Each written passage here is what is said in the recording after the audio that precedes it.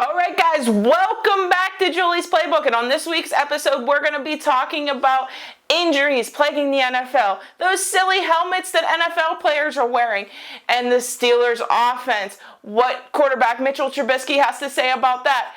All that and more when Julie's Playbook starts now.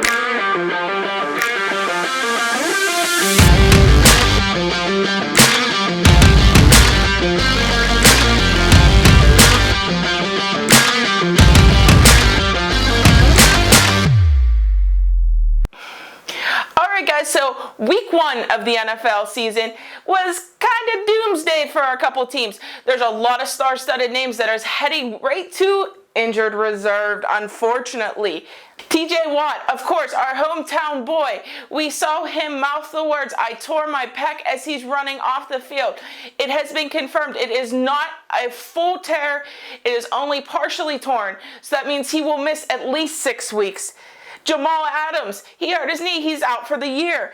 Kyle Fuller hurt his knee and he's out for the year. Elijah Mitchell, again, another knee injury. Dak Prescott is having thumb surgery. All of those happened during week one, and those are just a few of the many injuries that happen. Unfortunately, with the game that we have all come to love comes a lot of injuries, and hopefully we see these guys soon. Alright guys, so if you've seen any pictures or videos of NFL teams practicing, they all have kind of like a UFO kind of silly looking thing on top of their actual helmets. And what that is, it's called a Guardian helmet. And it has reduced concussion-like symptoms by 50%. And it is a great addition to the NFL system here because concussions are a big problem amongst the NFL, but all I have to say is, why didn't we have these when Troy Polamalu was around? Alright guys, so we always talk about the NFL rookie players, but let's talk about a certain NFL rookie coach. Nathaniel Hackett, man, he mismanaged the clock and went for a 64-yard field goal when he has Russ, Danger Russ, on the sideline when we know he can be Mr. Clutch. He never gave Russell Wilson the shot, and I think that would have determined the win for that game. So instead of letting Russ cook, he's cooking up some L's. Alright guys, so, the Indianapolis Colts, they went all in to get Matt Ryan, and they tied the Texans, which doesn't make much sense to me because if you go all in to get Matt Ryan and you can't beat the Texans, that doesn't show very much hope for the future. This week they play the Jags, who are 5-30 in their last 35 games. Here's to hoping at least they could pull that out, but 3 of the last wins for the Jaguars came against the Colts. So there's not much hope for Matt Ryan and his Colts, but we'll see what happens. It's a very sticky situation. Alright guys, so yes, the Steelers did win, but the defense definitely won the game. 5 turnovers, 7 sacks. That is some old school Pittsburgh defense that I was excited to see. It kind of reminded me of the early 2000 defense, but the offense was very lackluster.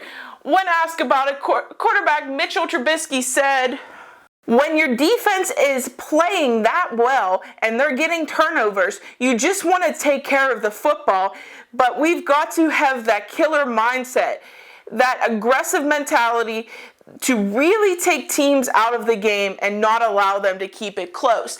Maybe they all need to wear their black Air Force Ones during that all of the next practices, because maybe that'll instill the killer mentality in them. I see where Mitchell Trubisky is saying the Steelers offense just needs to eat a little more. Alright guys, so AJ Brown took social media the other way around. He had 10 catches for 155 yards, 54 yards being his longest catch. You know, players usually go onto social media to hear about how well they do. AJ Brown deletes social media for a while because he doesn't want to hear how well he played. And I kind of like that mentality because, you know, he played well, but he only wants to get better. That's how all NFL players should be. Alright guys, so the Steelers are playing the Patriots this week. Patriots are moving kind of slow.